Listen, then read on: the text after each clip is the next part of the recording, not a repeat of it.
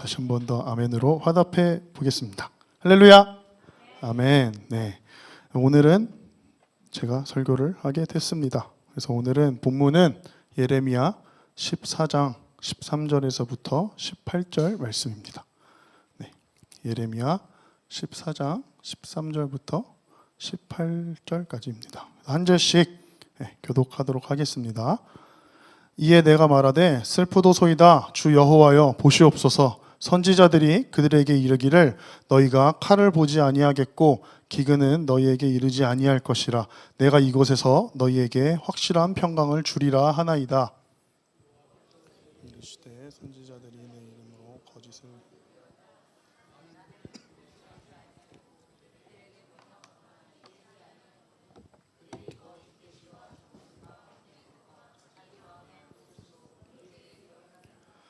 그러므로 내가 보내지 아니하였어도 내 이름으로 예언하여 이르기를 칼과 기근이 이 땅에 이르지 아니하리라 하는 선지자들에 대하여 여호와께서 이와 같이 말씀하셨노라. 그 선지자들은 칼과 기근에 멸망할 것이요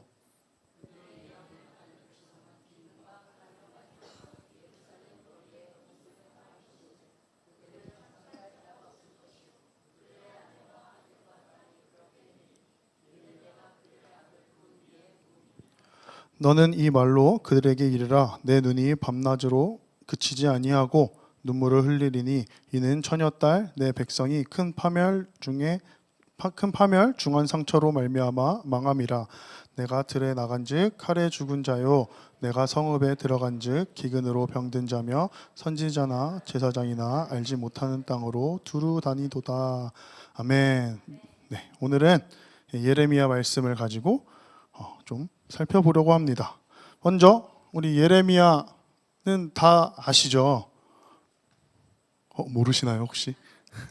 네, 다 아시죠? 눈물의 선지자라고도 잘 알려져 있는 하나님의 선지자였습니다. 그래서 예레미야가 활동하던 그 시기의 배경을 먼저 좀 살펴보자면 그는 대략 주전 627년경부터 예루살렘이 멸망한 587, 586 약 요 정도 돼요. 그 이후까지 활동을 한 선지자예요. 약 40년 이상 남유다의 마지막 시대를 지켜본 선지자입니다. 그래서 예레미야 1장을 보시면 유다 왕 아몬의 아들 요시야가 다스린 지 13년 만에 여호와의 말씀이 예레미야에게 임하였다라고 나와요. 그래서 따져보면 예레미야는 남유다의 마지막 5왕 가운데 요시야 이후 네 왕의 통치와 몰락을 직접 경험한 사람입니다. 예레미야가 그래서 활동을 시작할 무렵까지 고대 근동의 이제 그 패권을 갖고 있던 그 강대국은 이제 아수르라는 나라였어요. 그래서 북이스라엘은 이미 주전 722년에 아수르에게 멸망당했습니다. 그러나 이제 주전 7세기 말부터 아수르는 급격히 약해졌고 이 과정에서 이제 신흥 강국 바벨론이 등장합니다. 그래서 주전 612년 바벨론과 메대 연합군이 아수르의 수도 니느웨를 이제 함락시키면서 이제 아수르는 사실상 몰락했고 남아있던 아수르 세력은 이집트의 지원을 받아 이제 바벨론에 맞서 싸웠습니다. 이때부터 이제 고대 근동의 패권을 놓고 바벨론과 이집트가 본격적으로 충돌을 하게 됩니다. 그래서 이제 주전 605년에 이제 갈그미스 전투라는 게 있어요. 이게 바벨론과 이집트가 싸운 전쟁입니다. 이후 바벨론이 시리아와 팔레스타인 지역의 패권을 장악을 해요. 네. 그래서 예레미야서에서 바벨론은 그저 단순히 정치적 강대국이 아니라 유다를 심판하기 위해 하나님께서 사용하시는 도구입니다. 당시 유다는 이제 강국이 아니었죠. 북이스라엘과 나눠질 때 좋고 넓은 땅들은 북이스라엘이 다 가져갔었어요. 남유다는 되게 조그맣고 되게 약했어요. 근데 그들한테 얻을 게 없으니까 다른 강대국들이 그냥 안 친 거예요. 얘 뭐 쳐봤자 뭐 나오겠나 이러고 그냥 냅뒀던 거예요. 그래서 근데 이제 어쨌든 이 유다가 이 애굽과 바벨론이라는 두 강대국 사이에 껴가지고 이제 막 계산을 막 하는 거예요. 여기 붙어야 되나, 저기 붙어야 되나 이러면서 끊임없이 막 계산을 해요. 애굽을 의지할 건가, 바벨론에게 항복을 할 건가, 아니면 또 주변 나라와 동맹을 맺을 것인가 막 이러면서. 그러나 예레미야 2장 36절에 예레미야는 이렇게 얘기합니다. 네가 애굽을 의뢰하여 수치를 당함 같이 아수르를 의뢰함으로 수치를 당하리라. 그러니까 남유다의 진짜 문제는 어떤 외교 전략의 문제가 아니라 하나님만을 섬긴 것이 아니라 하나님과 함께 우상을 섬겼다라는 것에 있습니다. 그러니까 성경에서는 그런 우상 숭배를 이제 음행하였다라고 표현을 해요. 그래서 예레미야서를 보면은 하나님께서는 유다 백성에게 바벨론에게 항복하여 생명을 보존하라라고 말씀하십니다. 그러니까 바벨론의 침략은 좀 전에 말씀드렸던 것 같이 어떤 그냥 세계적인 뭐 이런 전쟁이 아니라 오랫동안 하나님의 말씀을 거부하고 우상 숭배를 하는 유다에게 임한 하나님의 심판이었기 때문입니다. 그러므로 이 시점에서 바벨론에 항복하는 것은 단순한 정치적 선택이 아니라 하나님의 판결을 인정하고 그분의 말씀에 순종하는 일이었습니다. 그러나 유다의 왕들과 지도자들은 이 사건을 하나님의 심판으로 받아들이기보다는 어떤 국제 정치의 문제로만 판단을 하고 주변 나라들과 연합하거나 애굽의 군사력을 의지해서 바벨론을 피하려고 했습니다. 또 이 예레미야의 초기 사역은요, 요시야 왕의 종교 개혁과 겹쳐요. 그래서 주전 622년경에 성전에서 율법책을 발견하죠. 그래서 요시야는 우상과 산당을 제거하며 예배를 개혁했습니다. 이 사건은 열왕기하 22장과 23장에 기록되어 있어요. 그러나 문제는 그 개혁이 백성의 마음까지 변화시키지 못했다라는 것입니다. 그러니까 겉으로는 성전 예배를 회복하고 우상을 제거했지만 백성은 마음으로 하나님께 돌아오지 않았습니다. 이에 대하여 예레미야 3장 10절에서는 이 모든 일이 있어도 그의 반역한 자매 유다가 진심으로 내게 돌아오지 아니하고 거짓으로 할 뿐이니라 라고 이스라엘의 상태를 폭로하십니다. 그러니까 결국 그 이스라엘 백성은 하나님 앞에 진실하지 않은 회개를 했다라는 의미입니다. 그러니까 따라서 예레미야의 관점에서 요시야의 개혁은 중요한 개혁이었지만 백성 전체의 그 진정한 회심으로는 이어지지 못했습니다. 그래서 예레미야 7장 4절에 하나님께서는 이렇게 말씀을 하세요. 여호와의 성전이라, 여호와의 성전이라, 여호와의 성전이라 하는 거짓말을 믿지 말라라고 말씀하십니다. 이는 남유다 백성들이 예루살렘 성전이 있기 때문에, 하나님의 성전이 우리에게 있기 때문에 자신들은 절대로 멸망하지 않을 것이다 라고 믿고 있었다라는 것을 알 수 있습니다. 즉 그들은 하나님의 성전이 있는 예루살렘을 하나님께서 이방 나라의 손에 넘기실 리가 없다라고 생각을 한 것입니다. 그러니까 이러한 생각의 배경에는 이제 과거 아수르 군대가 예루살렘을 침공했을 때 하나님께서 예루살렘을 구원하신 사건이 있었어요. 그러니까 히스기야 시대에 사네립의 군대가 물러난 그 경험이 일종의 절대적 안전 보장처럼 그들에게는 왜곡되어 있었습니다. 그러나 하나님께서는 이렇게 말씀하세요. 예레미야 7장 11절에 내 이름으로 일컬음을 받는 이 집이 너희 눈에는 도둑의 소굴로 보이느냐라고 하면서 성전 자체가 남유다를 보호하는 어떤 부적이나 어떤 토템 같은 것이 아니다라고 말씀하십니다. 또 이 남유다는요, 성전에서 제사를 드리면서도 밖에서는 이제 살인과 간음과 이제 압제와 우상 숭배를 계속 진행했습니다. 그러니까 성전 예배가 그냥 자신의 죄들을 잠깐 없애주는 그런 종교적 장치가 되어버린 것입니다. 그들은 여호와의 이름과 성전 예배를 완전히 폐기한 건 아니었어요. 그들이 여호와라는 그 하나님을 그냥 버린 게 아니에요. 같이 섬긴 거예요. 그러니까 오히려 동시에 이제 하나님을 섬기면서 동시에 바알, 아세라 뭐 이런 것들을 같이 섬긴 거예요. 또 산당과 푸른 나무 아래에서 우상 숭배하며 심지어 자녀를 불태워 바치는 제사까지 행했습니다. 그러나 하나님께서는 이런 혼합주의를 보시면서 그런 부분적인 신앙으로 이렇게 인정하지 않으셨습니다. 다른 신을 함께 섬긴 그 행위 자체가 여호와를 버리고 언약을 깨뜨린 영적 간음이었기 때문입니다. 그래서 이런 모습을 예레미야 2장 28절에는 이렇게 표현을 해요. 유다야, 내 신들이 네 성읍의 수와 같도다. 혹시 제가 부탁드린 사진 하나 이렇게 좀 띄워줄 수 있으실까요? 네. 제가 잠깐 좀 더. 이게 이제 그 당시의 예루살렘은 아니에요. 그 당시 예루살렘은 아닌데 잠깐만 이렇게 옮기면요. 그러니까 이 당시 남유다는 아니지만 저 이제 금색 돔 앞에 여기 검은색 돔 보이시죠? 네, 여기가 이제 예루살렘 성전이 있던 곳이고 이제 언덕 위에는 성벽들이 이렇게 둘러져 있어요. 둘러져 있고 성문 안에는 시장과 광장들이 있고 좁은 골목을 따라 집들이 빽빽하게 들어서 있습니다. 네, 됐습니다. 네.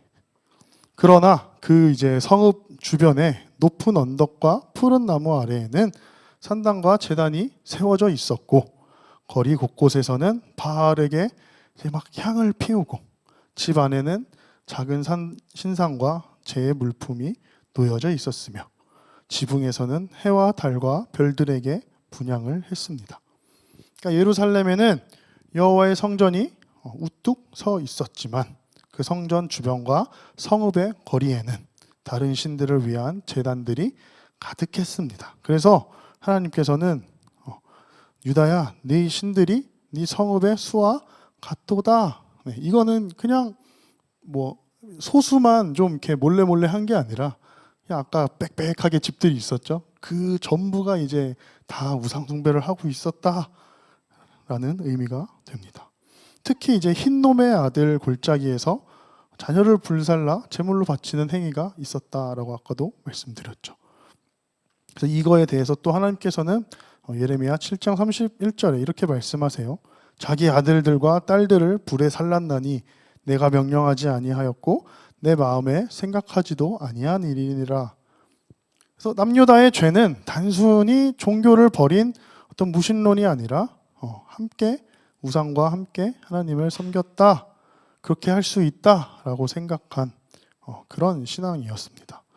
특히 이제 예레미야랑 가장 강하게 충돌한 사람은 거짓 선지자들이었습니다. 그들은 오늘 본문에서 읽었던 것 같이 이렇게 얘기를 하죠. 전쟁은 일어나지 않아, 기근도 오지 않아, 오히려 하나님께서 평강을 주실 것이다. 또 바벨론의 권세는 무너질 것이다. 뭐 이런 식으로 얘기를 해요. 그러나 하나님께서는 6장 14절에 또 이렇게 말씀을 하세요. 그들이 내 백성의 상처를 가볍게 여기면서 말하기를 평강하다 평강하다 하나 평강이 없도다. 여기서의 이 평강은 샬롬입니다. 이 샬롬 많이 들어보셨죠? 이거는 그냥 단순히 전쟁이 없는 상태가 아니라 온전함 또 완전한 안전 이거를 포함합니다. 즉 이거는 인간에 만들어낼 수 있는 평강이 아니라 오직 하나님께서만 주실 수 있는 평강을 이제 샬롬이라고 합니다. 그래서 헬라어로는 에이레네이죠. 네. 근데 문제는 이 샬롬 단어 자체가 아니라 그 거짓 선지자들이 하나님께서 선언하지 않으신 평강을 하나님의 이름으로 선포했다라는 것입니다. 그러니까 거짓 선지자들은 하나님의 말씀 대신 자기 마음의 욕망과 백성들이 원하는 그 기대함 그거를 가지고 백성들에게 얘기를 했어요. 그러니까 백성은 회개를 요구하는 예레미야의 말보다 안전과 번영을 약속하는 말을 더 선호했습니다. 그리고 예레미야가 책망한 것은 이제 우상 숭배만이 아닙니다. 언약을 배반한 종교는 반드시 어떠한 불의의 모습으로 드러나게 됩니다. 그러니까 남유다의 그 이제 사회에서는 이런 문제들이 있었어요. 가난한 사람들에 대한 착취도 있었고, 고아와 과부에 대한 압제도 있었고, 거짓 재판, 뇌물, 살인과 폭력, 탐욕, 또 종을 해방시켰다가 다시 그를 사로잡아 종으로 삼는 행위들, 그렇게 예레미야서 곳곳에 그들의 죄를 하나님께서 계속 폭로하십니다. 그러니까 남유다의 어떤 이런 사회적 타락은 결국에는 그들의 예배가 이미 거짓이다, 거짓되었다라는 또 증거로 우리는 볼 수 있습니다. 왜냐하면 그들이 이제 스스로 왕이 되었기 때문입니다. 스스로 선과 악을 구분하고 있었기 때문입니다. 그러니까 이러한 배경 속에서 오늘 본문의 말씀이 이제 등장을 하는 거예요. 오늘 본문의 13절을 보시면 예레미야가 하나님께 이렇게 얘기해요. 주님의 선지자라는 사람들이 심판이 없고 확실한 평강이 있을 것입니다 라고 호소하는 장면이 나옵니다. 왜냐하면 이전까지 이게 보시면 하나님께서 계속해서 예레미야에게 유다를 심판할 거야, 심지어 유다를 위해 복을 구하지 마라고까지 말씀을 하세요. 그래서 나는 그들이 금식을 해도 번제와 소제를 드린다고 할지라도 나는 받지도 않을 거고 도리어 칼과 기근과 전염병으로 그들을 멸할 거야 라고 완전 못 박아 버리시기 때문입니다. 그들의 문제는 또 이제 단순하게 미래를 잘못 예측한 게 아니라 그 거짓 예언에 하나님의 이름을 사용한다라는 것입니다. 그러니까 13절에 이제 거짓 선지자들이 하나님을 대신하여 이렇게 말을 하죠. 내가 이곳에서 너희에게 확실한 평강을 주리라. 그래서 이제 확실한, 이거는 히브리어로 에메트라는 단어입니다. 이 에메트는 견고하다, 확실하다, 신뢰할 만하다 의미의 이제 의미인데, 또 이게 아만이라는 단어에서 파생이 되었어요. 이 아만에서 파생된 단어 중 하나가 우리가 신앙의 고백으로 하고 있는 아멘입니다.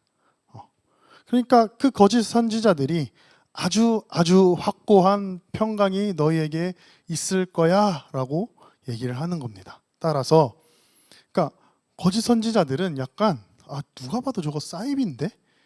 뭐 이런 느낌이 아니라 나름대로 자신들의 논리에 아주 확신에 차 있었을 것입니다.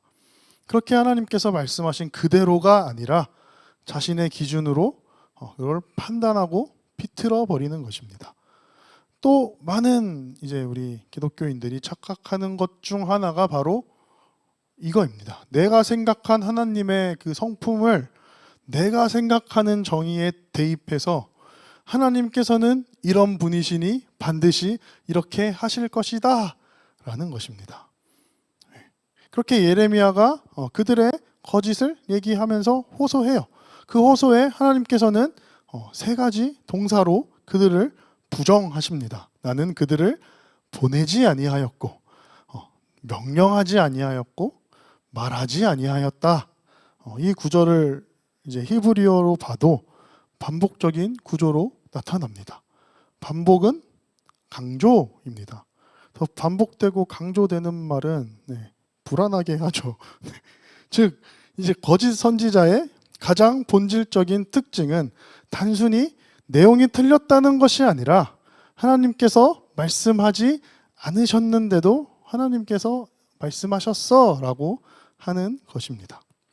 그 거짓 선지자들은 네 가지를 예언을 합니다. 거짓된 환상, 점술, 헛되고 무가치한 것, 자기 마음의 속임수. 결국 그들의 메시지는 하늘에서 온 계시가 아니라 자기 마음에서 만들어낸 종교적 상상이었습니다.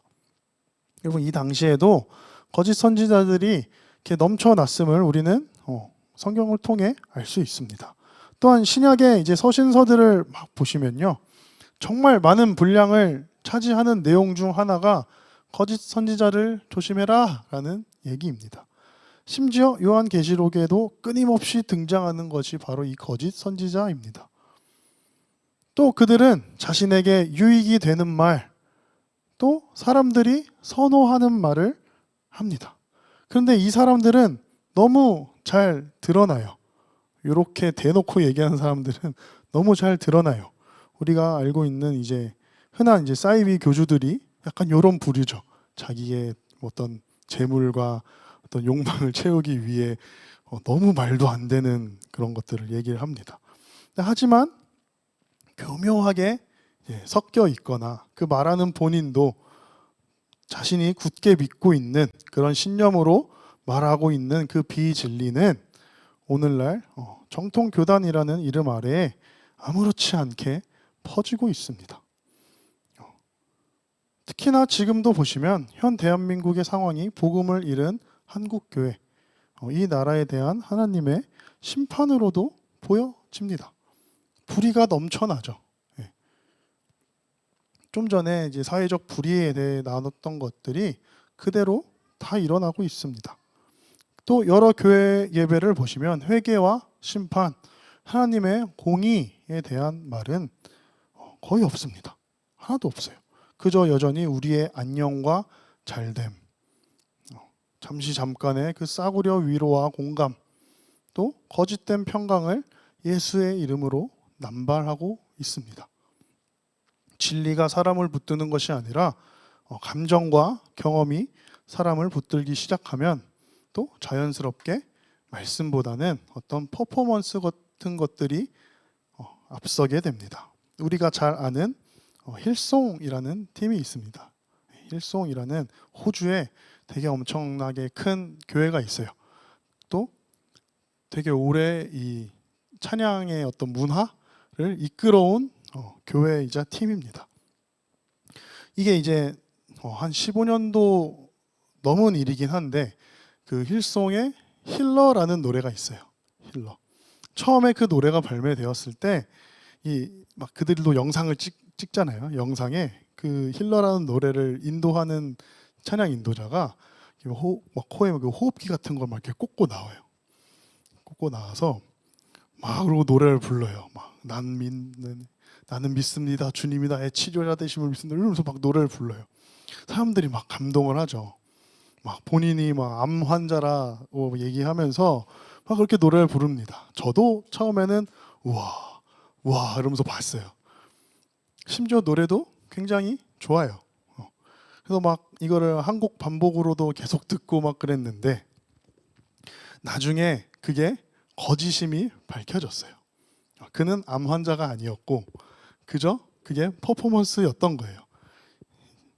그래서 그 곡이 수록된 그 앨범을 구매한 사람들은 이제 환불 요청을 하고 막 인터넷 그 스트리밍 그런 데서는 그 앨범에서 그 곡만 딱 빠져서 나와 있고 막 영상도 내려가고 막 난리도 아니었는데 시간이 좀 지나서 사람들의 화도 좀 누그러지고 또 사람이 문제지 노래가 문제가 아니야 이러면서 그런 분위기들이 좀 형성이 됐는지 그 곡은 다시 풀렸고 지금도 그 영상이 유튜브에도 있어요.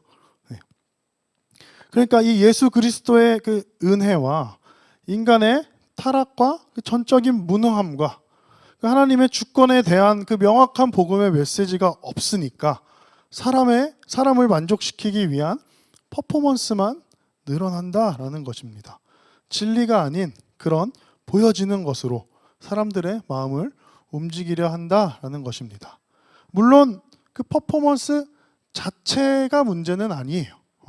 물론 그 퍼포먼스와 그들이 전하는 메시지가 정말 복음적인 내용이면 좋겠지만 말씀이 중심이 아니라 사람의 감정과 경험이 중심이 될 때 결국 복음보다 사람을 만족시키는 메시지와 그런 퍼포먼스들이 앞서게 됩니다. 그래서 우리는 그동안 우리가 듣고 배운 명확한 진리를 기준을 삼아야 한다라는 것입니다. 그러니까 예레미야 당시 이스라엘 백성들은 실제로 기근을 겪었습니다. 그들이 하나님을 거역했기에 그들에게 내려진 심판이자 또 하나님께서 깨닫게 하시기 위함이었습니다. 즉 그런 현상들은 결국 현재 이스라엘의 하나님의 말씀, 그 진리가 없는 기근을 나타내는 것이었습니다. 가뭄, 기근 이것은 결국 먹을 거랑 연결이 되죠. 그것은 또 생명과 연결이 됩니다. 하나님께서는 가뭄을 통해 그들 안에 진리가 없음, 생명의 떡, 그게 없음을 고발하시는 것이었습니다. 그래서 아모스 8장 11절에 보시면 양식이 없어 주림이 아니며 물이 없어 가람이 아니요 여호와의 말씀을 듣지 못한 기갈이라 라고 말씀하신 것처럼 예레미야 시대에 기근과 가뭄을 통해 백성들이 깨닫길 원하셨던 것입니다. 하지만 그들은 오히려 거짓 예언을 받아들였습니다. 생명이 없는 속이 텅 빈 그 공갈빵을 선택한 것입니다. 그렇게 15절에는 하나님께서 그 거짓 선지자들을 향한 심판의 메시지를 던지십니다. 즉 자신들이 부정했던 것들로 그것들이 자기들에게 임한다라는 말입니다. 그들은 칼이 오지 않을 거야 라고 말했지만 그들은 이제 칼로 죽을 것입니다. 또 기근이 오지 않을 거야 라고 했지만 그들은 기근으로 죽을 것입니다. 즉 단순 보응을 넘어 하나님의 말씀과 인간의 말 가운데 어느 것이 참인지 드러나는 판결과도 같은 것입니다. 인간이 하나님을 부정한다라고 해서 심판이 사라지는 것은 결단코 아닙니다. 더 중요한 것은 또 이제 16절 여기서 그 거짓 선지자의 말을 들은 백성들 또한 함께 심판받습니다. 여기서 사람들은 이렇게 반론을 하기도 해요. 아니 그 말을 한 사람이 잘못이지 그 말을 들은 사람은 속은 거짓이기 때문에 오히려 피해자 아니냐. 그러나 하나님께서는 그 거짓을 전한 자뿐 아니라 그 거짓을 듣고 받아들인 자에게도 책임을 물으십니다. 왜냐하면 그들 또한 진리로 분별하지 못했기 때문입니다. 즉 백성은 거짓 선지자의 어떤 그냥 무고한 피해자가 아닙니다. 반대로 생각하면 그들이 그런 메시지를 원했기 때문에 거짓 선지자가 번성할 수 있었다라고 볼 수 있습니다. 그렇게 예레미야 시대 때도 백성들은 그 죄의 열매는 기쁘게 맺으면서 동시에 안전하고 싶었습니다. 또 우상은 버리지 않으면서 하나님의 보호는 받고 싶었습니다. 그리고 하나님께 돌이키지는 않으면서 재앙만 사라지기를 원했습니다. 그러므로 거짓 선지자는 백성을 속였지만 백성 역시 자신이 듣고 싶은 거짓을 선택한 것입니다. 우리는 여기서 인간의 본성을 봐야 합니다. 인간은 하나님의 은혜 없이는 죄가 죄임을 깨닫지 못하는 존재입니다. 인간은 심판의 메시지보다는 거짓 평강을 더 좋아합니다. 죄된 인간은 근본적으로 진리를 싫어하기 때문입니다. 결국 진리를 듣게 하시는 분도 하나님이시고 보게 하시는 것도 하나님이십니다. 그 주권을 인정하게 하시는 분도 하나님이십니다. 그렇게 은혜로 덮어져서 그 진리의 말씀을 듣고 분별하는 우리 성도분들 되시기를 소망합니다. 또 17절을 보시면 또 분위기가 좀 바뀝니다. 15, 16절까지는 이제 심판의 선언이었는데 갑자기 내 눈이 밤낮으로 그치지 아니하고 눈물을 흘린다라고 말씀하십니다. 이 눈물을 흘리니는 이제 문법적으로는 이 예레미야가 우는 것입니다. 그렇지만 하나님께서 그에게 이 말을 주셨다라는 점에서 예레미야의 눈물은 그냥 단순한 개인 감정이 아닙니다. 또한 이 눈물은 그냥 백성들이 고통스러워서 흘리는 그들이 당하는 어떤 심판과 이것 때문에 아우 불쌍해 뭐 이러면서 흘리는 감상적인 눈물이 아닙니다. 하나님의 말씀을 거부하고 거짓 평강을 선택한 백성이 실제 그 심판과 형벌 아래에 놓였기 때문에 흘리는 눈물입니다. 복음은 먼저 이 거짓 평강을 깨뜨립니다. 죄와 심판을 말하지 않으면서 괜찮다, 평안하다 라고 말하는 것은 복음이 아니라 거짓 예언입니다. 아무튼 예레미야는 하나님의 심판을 선포하면서 동시에 백성의 멸망을 두고 웁니다. 여기서 하나님의 심판과 하나님의 슬픔을 서로 반대되는 것으로 보는 것이 아니라 하나님께서는 죄를 가볍게 여기면서 넘기지 않으실 뿐더러 그렇다고 인간의 멸망을 즐기시는 분도 아닙니다. 하지만 이 하나님의 그 애통함, 이거는 또 심판을 취소하는 그런 애통함이 아닙니다. 그러니까 죄가 얼마나 하나님 앞에서 악하고 하나님을 떠난 결과가 얼마나 참혹한지를 보여주는 거룩한 눈물입니다. 그래서 하나님의 애통이 드러나는 곳은 언제나 죄가 있는 곳이었습니다. 그래서 우리는 이제 또 누가복음에 나오는 예수님께서 우시는 장면을 조금 보려고 합니다. 그래서 누가복음 19장 41절에서 44절인데 제가 읽어드릴게요. 가까이 오사 성을 보고 우시며 이르시되 너도 오늘 평화에 관한 일을 알았더라면 좋을 뻔하였거니와 지금 내 눈에 숨겨졌도다. 날이 이를지라 내 원수들이 토둔을 쌓고 너를 둘러 사면으로 가두고 또 너와 및 그 가운데 있는 내 자식들을 땅에 메어 치며 돌 하나도 돌 위에 남기지 아니하리니 이는 네가 보살핌 받는 날을 알지 못함을 이남이니라 하시니라. 그러니까 예수님께서 예루살렘으로 입성을 하시죠. 나귀를 타고 막 호산나 이러면서 막 이렇게 환영을 받으면서 입성을 하세요. 그리고 나서 성을 보시며 이렇게 우시면서 하시는 말씀입니다. 그래서 이것을 오늘 본문과 좀 연결해서 보면 구조가 좀 같습니다. 먼저 예레미야도 거짓 선지자들이 거짓 평강을 얘기를 하죠. 그리고 누가복음의 시대에서도 이스라엘 백성들은 거짓 메시아를 기대하고 있습니다. 그렇죠? 로마의 압제에서 벗어나게 해줄 메시아, 거짓 평강을 원하고 있는 것이었습니다. 두 번째는 예레미야서에서 하나님의 말씀을 거절합니다. 듣지 않죠. 이스라엘 백성들이 그 거짓 선지자의 말을 선택하잖아요. 그래서 이와 같이 누가복음의 시대에서도 말씀 그 자체이신 하나님의 아들인 예수 그리스도를 거절합니다. 세 번째, 하나님의 심판이 선포되죠. 방금 읽었던 누가복음 여기서도 예수님께서 심판을 선포하십니다.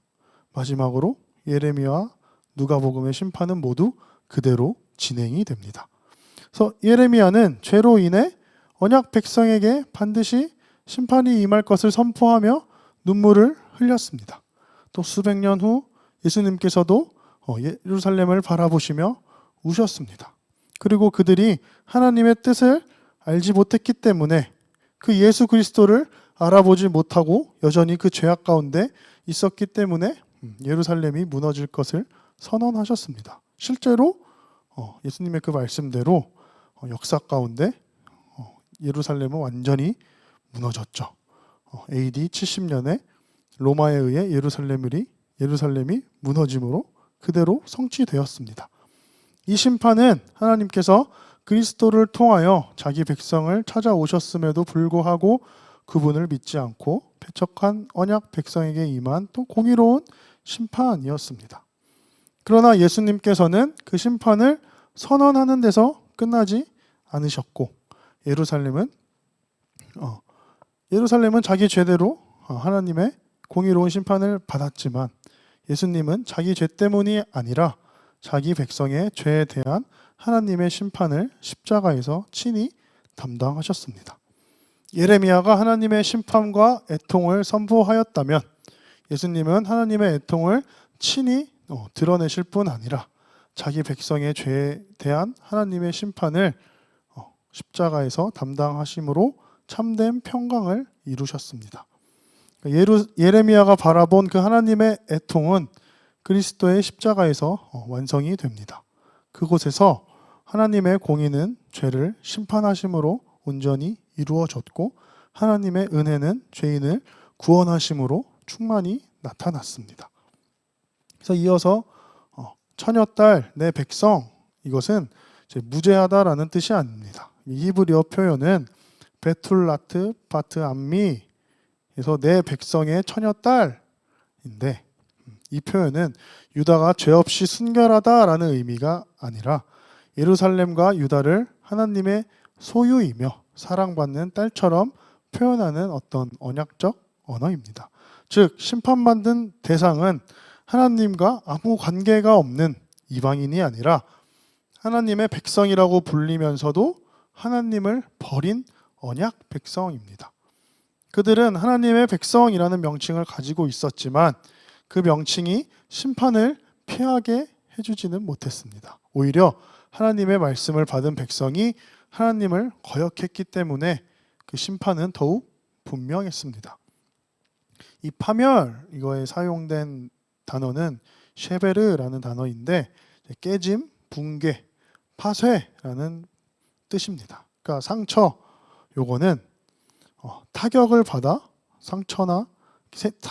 생긴 상처나 재앙을 뜻합니다. 그러니까 유다는 단순히 그냥 형편이 좋지 않은 정도가 아니라 완전히 깨졌으며 이거는 스스로 회복할 수 없는 상태의 상처를 받았다라는 것을 보여줍니다.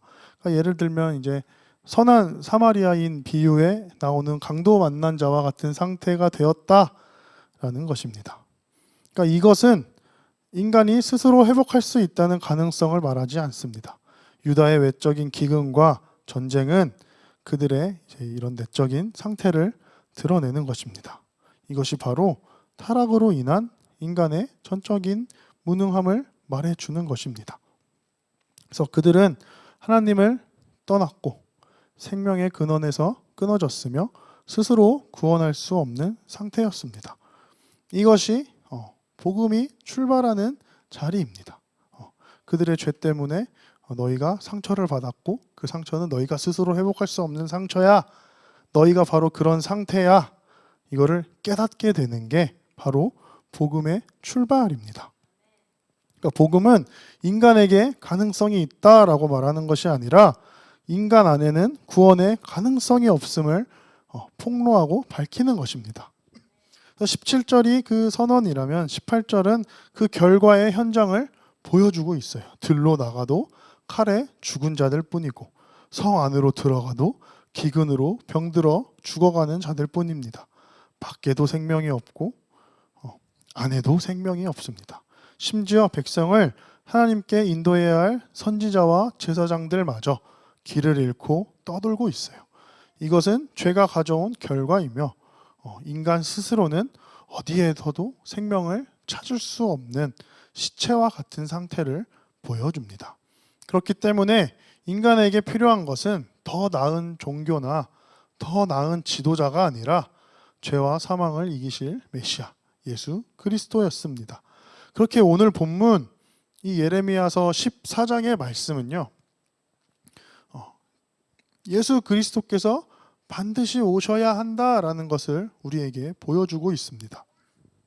그래서 지금 우리가 살펴보고 있는, 목사님과 함께 살펴보고 있는 창세기부터 구약의 끝인 말라기까지 모두 예수 그리스도를 드러내고 있고 예표하고 있고 그가 오셔서 죄의 값을 담당하셔서 우리를 구원하실 것임을 말하고 있습니다.